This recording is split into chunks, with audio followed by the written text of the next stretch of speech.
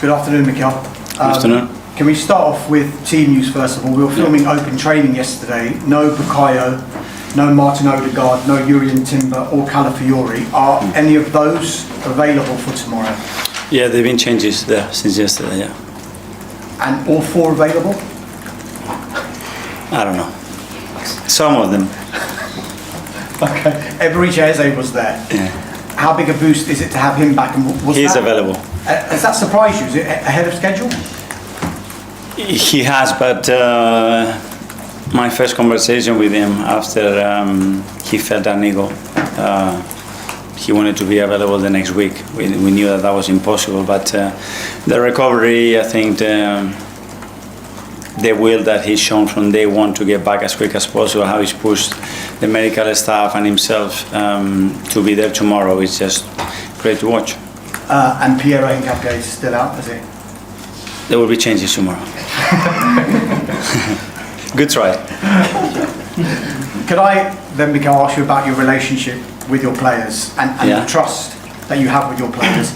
And the context I want to ask you this question is, how much did you have to pick them up yourself after Southampton and City, and how much did you leave them to it? I think it's a balance. As I said the other day, I think it's better to observe first, to see the natural reaction, to see what we are made of, to see what's the first instinct, collective and individually from players after an scenario that we didn't have off season. And then you can intervene based on that. But to be fair, they didn't need much because the reaction was top, as I said before. The understanding of why we lost those matches and how we were going to put it right, and I think it was a really good reaction against Sporting. You play before City this weekend. If you win, you go 12 points clear.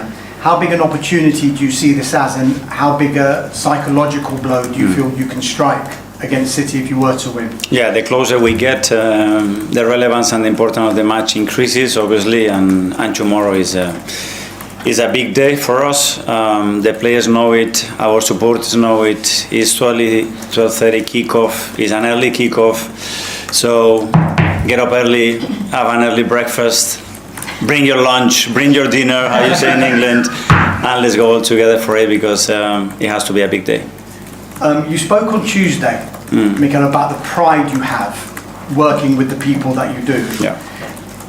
Would you say that pride and that unity is tested or reinforced when you have difficult moments like you've just had? I think reinforced because that talks about your culture and the identity of this club and the team. And to define that, you have to go through different scenarios, different moments, individually and collectively. And I always said that that's one of the proudest things that I have, not only with the people, but as well our supporters as well. They've always been with the team regardless the situation, and that's rare to see in football. And I'm sure you will want that to continue for longer. Is there anything you can tell us with regard to? I think that attitude and that behavior and that unity gives you more will to win for them, and that possibility, opportunity to make so people proud and happy increases, and that's what is driven everybody, me first of all, and then all the players and the people in the organisation. You just might miss what I just said right at the end about your contract. If there was any, if there was anything you can tell us, have there been any talks about a new? No, there's no news on that. I think we'll have time to discuss that now. The full focus is on what we have to do from here till the end of the season. Just finally, you've always spoken about getting your players to create their own history. How much belief do you have that they can do something they haven't done for 22 years and win the league, and do something that they've never done and win the Champions League? A lot, because I see them every single day. And first of all, the capacity that we have as a club, as a team, again, the will to win, and we all recognize the opportunity ahead, and we're going to do our best to try to achieve it. Thank you. Antonita from the Premier League. Hello. Afternoon, hi Mikel. Going on what Dharmesh was just asking about your contract, I'm sure you saw the other reports linking a couple of young players with moves in the summer, Miles and Ethan. I just wondered, how difficult is it for you to manage the ambition to become a club that is a dominant force challenging for titles, whilst also keeping the DNA of the club there, because fans are so invested in these young hairline boys and want to see them do well. You see the likes of Saka almost fulfilling a dream of many. So how do you strike that balance? It's part of us, and I think at the end what it has to define this football club is to seek for the excellence and to seek for the best, regardless you're coming from the academy, from abroad. At the end, if we can have players from Highland, obviously much better, because the identity is there. We grow with them and they know exactly what we're looking for. But then they have to earn it, and not for a week, not for a month, for years, like anybody else. It doesn't matter in what department or role you have in the club. At the end, you have to sustain performance, and that has to be at the very highest level if we want to win and sustainably be where we want to be. Given the success that Arsenal has had in challenging for the Premier League in recent years, do you feel, I guess, the period of time for those younger players to prove to you that they should be a part of that, it is maybe becoming shorter because the margins are finer? The margins are shorter, but we're doing something as well that is unprecedented. I mean, we have players that played in competitions that nobody else has done at that age. So I think the balance is there. We are doing everything that we can to accommodate that, especially because they deserve the opportunity, which is the best thing. Nobody's here to give a gift, an opportunity to somebody that doesn't deserve it. Everybody that has been in around the first team, because they deserve to be there. Looking ahead to tomorrow, you've already drummed up the enthusiasm. You want fans there. Maybe they should have an early Friday night as well to make sure they get there on time for kickoff. Bournemouth are on this 11-game unbeaten run. I guess when you come up against Antonio Areola, someone who's from the same part of Spain as you as well, there is the rivalry there, but do you also have a sense of pride that you've got someone from your home area also doing incredible things in the league? Yes, it's amazing what is done together with the club, the consistency that they've shown, the manner that they've done it, and the amount of players that they sold, how they have reinvented themselves, and then the run that they are in is incredible, because we know how tough the Premier League is. When it comes down to pride, is huge. When it comes to rivalry on match day, is even bigger. It goes out the window. Thank you, best of luck. Thank you. Tom from Rich. Hi, Mikel. Can I ask you about the 12:30 kickoff? Because as mentioned, I think the fans received an email yesterday encouraging them to be there in their droves and be there in the right state of mind. What is it about a 12:30 kickoff that proves so challenging? I don't know. But I think for every game we have to be, but we know the meaning of every match here, and the opportunity that we have, especially when we play at home. We need to maximize every result. So it's about each individual, how we turn up there. It's not about being in the stadium. It's actually impacting the game, the atmosphere and the energy in that stadium. And that's very different. And whoever goes there tomorrow, I will please ask him to be with that mindset, with that energy and commitment, because the team is going to respond beautifully to that. And you've done a lot of travelling this season. There was a period where you played 4 away games in a row. You then had Wembley and Southampton and then Lisbon. You've now got, besides City and the Champions League games, the rest of your games are all in London in the Premier League. How much of a benefit is that? Yeah, we need to exploit that and use an advantage. As you say, we traveled so much during the last 9 months, and now it's not going to be that much as well. We're going to have 2 clean weeks in between now and the final game of the season. So that's something very positive. Let's use it. What? Hi, Mikel. Hi. Just on a very... Change your seat. It was taken. I'm going to adjust, but yeah, on Avere, I was just going to ask, before his injury, you spoke about understanding him better. Who? Avere. Okay. And I was just wondering, what in this kind of time with him being out, have you kind of grown to understand him even more, and what aspects of him as a person? It's a great question. So one of them, I didn't know that he was so determined, so obsessed, and so willing to push his body. I didn't know that part of him, and it really surprised me in a really powerful way, how much he loves the game. When you take somebody the opportunity to play, you really see the reaction, and his was, wow, how involved he was in and around the team, the energy that he brings every day in the building, and then we use that time as well, obviously, to identify areas where he can impact the game, get his opinion wide and open about where he sees himself, where he's more comfortable, what he sees about the team, and I think we use that time in a really good way. Are those things he identified similar to, I guess, the spaces and areas he was in when he was in form just before he got injured? Yeah, that's on the attacking side, but there are other areas as well that obviously he didn't feel they were that important, or things that we discussed that probably in other teams he hasn't discussed as that vital and important to change games or to win football matches, that he recognizes that. And he's such an intelligent person, and so easy to talk to him. Matt from Stanford. Hi, Mikel. Hi. You place a big emphasis on your finishers, and that's obviously paid off this season. Has it got to a stage, particularly in attack, where sometimes you almost make some line-up decisions in reverse, deciding who you want to come off the bench, sort of almost as much who you want to start? There are games that is yes, not only for the impact, but as well for some physical restrictions that we can have, or to find some freshness, or the type of opposition plays as well, and how we can adapt to what they do, or we can hurt them, and that's a big part when we have the players that we have. When we have players available, obviously, to do that is a big advantage. And in Lisbon, Gabby Martelli particularly looked really sharp off the bench. What, I guess, are the traits that made him so effective in that finisher role? Well, first of all, his mentality, and Gabi is a winner. Gabi is someone that it doesn't matter what you're doing out there, he wants to be the best. And when he starts, great. When he doesn't, he's still the same specimen, and wants to win, and he would do anything to win. That's what I love about him.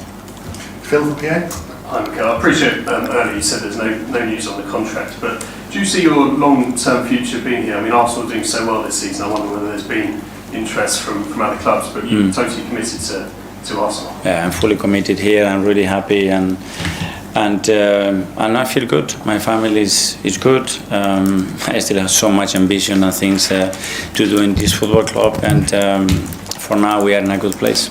This club's got a pretty remarkable record. I think it's 5 managers in the last 40 years. People like Arsenal doing 20 plus years. Do you see yourself being in that job for as long as that? I'm gonna take what I said to the fans: bring your lunch, bring your dinner. It's about tomorrow, and Sefini. This is this job. It's about the presence, what you do on the day. Give your very best, and feel that you are the person as well that can lead and inspire this group to achieve great things for the club. And at the moment, I feel that way, and hopefully, we're gonna feel that way for the rest of the week with a great outcome at the end of the season. Okay, last couple of years live. Charles from goal. Hi, Mikel. Can I talk about Mikel Merino? You said, we heard from Spain as well, how complicated that injury was and how rare it was. I was just wondering, we're in April now, obviously, how that recovery, what sort of stage he's at with the recovery, and are you hopeful we might see him again this season? Well, it's another one that is going to push every boundary. He's out of his boot now. He's doing quite a lot of exercises already. He's reacted really well to the surgery. He's got no pain. It's more for the medical staff to go a bit further on that, but I'm sure there is a chance to make that period shorter. If there is a person that can do it, I'm sure that's going to be Mikel again. And just on Aaron Ramsey, I think it's the first time you've spoken since he announced his retirement from football. One of the key players of the Emirates era at Arsenal, your former teammate, of course, scorer of some historic goals at this club. I just wondered if you wanted to say any words on Aaron and the career that he enjoyed. Well, again, a long career, full of great moments, full of challenges, and again, that's another one when you see those difficult moments, how he reacted to them, how he overcomes certain situations that look very, very difficult. Top character, top guy, a very good teammate of mine, and what a career he's had with different clubs, with this country as well, and a different life starts, and I wish him all the best. Thank you. Hi, Mikel. In the corresponding fixture last season, obviously you lost the game 2-1 to Bournemouth from 2 set-piece goals. How important is obviously to rectify that again in this game moving forward?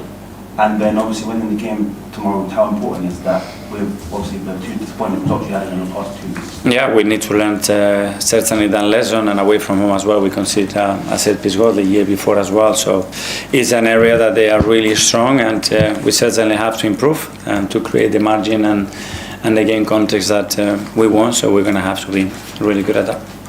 Arsenal's internal shakeup continues, and the latest departure signals that the restructuring behind the scenes is far from over. James Ellis has stepped down from his role as technical director just 7 months after being promoted. According to BBC Sport, Ellis, who only took on the position last August after serving as head of recruitment, has now left the club amid what appears to be a wider internal overhaul. His exit doesn't come in isolation. In December, Arsenal appointed former Napoli executive Maurizio Micheli to a senior recruitment role, a move widely seen as part of the club's long-term structural reset. Just months earlier, Andrea Berta had been confirmed as sporting director, effectively replacing Edu Gaspar.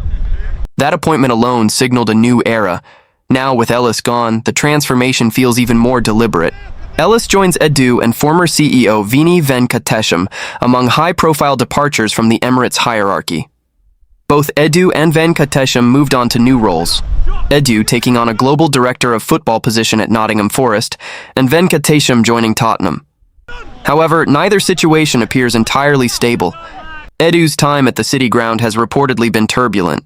Nottingham Forest's dramatic drop in form since his arrival has raised serious questions about the project's direction, and indications suggest his tenure there may not last much longer. Meanwhile, at Tottenham, Venkatesham has come under intense scrutiny from Spurs supporters, particularly for his initial backing and continued support of Thomas Frank, even as results and performances deteriorated from December onward. Eventually, Igor Tudor was appointed interim manager, and his first match in charge came in the most demanding fixture possible, the North London derby against Arsenal. Despite having just 7 days in the job, the 47-year-old Tudor understands the magnitude of the occasion and the adversity he's facing. "We trained with 13 players," Tudor admitted. "That's the reality. It's not ideal, but in moments like this, the challenge becomes even greater. And so does the opportunity to succeed." He added confidently, "We will have 13 players ready, and that's more than enough to achieve what we want on Sunday. I understand the importance of this match. It's a North London derby. Everyone expects 3 points from us. We are aware of that." Arsenal, however, arrive at the derby carrying frustration of their own. Consecutive draws against Wolves and Brentford have slowed their momentum, and Mikel Arteta made it clear there could not be a better fixture to respond. "It's the next game, and it's the one we're most excited to play," Arteta said. "If we could play today, we would. We have to use that feeling in our stomach the right way, and show it on Sunday." There are also selection decisions looming. Despite Eberechi Eze scoring 3 times in the reverse fixture, his place in midfield is no longer guaranteed. Competition has intensified, particularly after positive fitness updates on Kai Havertz and Martin Odegaard, both capable of operating in similar roles. "We'll have to wait until tomorrow," Arteta said cautiously. "But there's a strong possibility that both of them will be available." With tension rising both on and off the pitch, this derby feels bigger than usual. Arsenal are reshaping their leadership structure. Tottenham are battling instability, and both clubs are searching for momentum at a crucial stage of the season. Sunday won't just be about 3 points. It's about direction, identity, and control in North London. The broader picture, however, stretches beyond one derby or one boardroom exit. What is unfolding at Arsenal is a defining phase, a moment where structural decisions off the pitch could shape the club's competitiveness for years to come. The departure of James Ellis raises natural questions about continuity and recruitment strategy. Arsenal have invested heavily in building a data-driven, modern scouting network over the past few seasons. Under Mikel Arteta's leadership, recruitment has largely aligned with a clear footballing identity: younger profiles, tactical intelligence, technical security, and long-term resale value. Now, with Maurizio Micheli and Andrea Berta positioned as key figures, the club appears to be centralizing authority even further. For supporters, the concern isn't necessarily change, it's instability. Frequent turnover at executive level can create uncertainty during crucial transfer windows. With the summer approaching and expectations growing after consecutive near-title pushes, Arsenal cannot afford missteps in squad planning. Rivals are strengthening. Margins are thin. Every decision matters. On the pitch, the North London derby carries added psychological weight. Arsenal's recent draws against Wolves and Brentford weren't just dropped points. They dented momentum at a critical juncture of the season. Title races are often defined by response, how quickly a team reacts after disappointment. Arteta understands that narrative.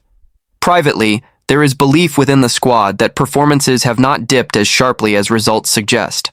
Arsenal have maintained strong possession metrics, defensive structure, and chance creation numbers in recent matches. The issue has been efficiency, converting control into decisive moments. Against Tottenham, That margin for waste disappears. For Spurs, the situation feels even more volatile. Igor Tudor's interim appointment reflects urgency rather than long-term planning.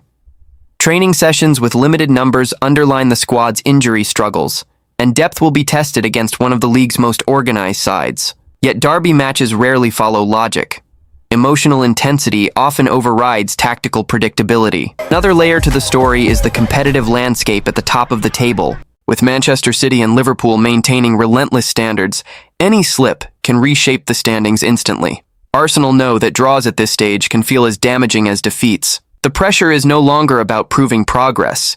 It's about delivering silverware. Internally, Arteta's message has reportedly been direct. Block out external noise. The boardroom reshuffle, media speculation, and scrutiny around player selection cannot bleed into matchday focus. Leadership inside the dressing room, particularly from senior figures, becomes crucial in moments like this. There is also anticipation around the possible return of Kai Havertz and Martin Odegaard. Their availability would not only boost tactical flexibility, but also restore leadership and composure in key phases of play. If both are fit, Arteta faces a selection dilemma, but one he would welcome. In North London, perception shifts quickly. One result can calm doubts or intensify them. A victory would reassert Arsenal's authority, silence questions about momentum, and reinforce belief in the current project despite executive turnover. A setback, however, would amplify concerns about consistency at the worst possible time. Ultimately, this is a convergence of narratives: structural change, title ambition, squad depth challenges, and historic rivalry. The derby will not define the entire season, but it will send a message. And right now, both clubs are desperate to control that message.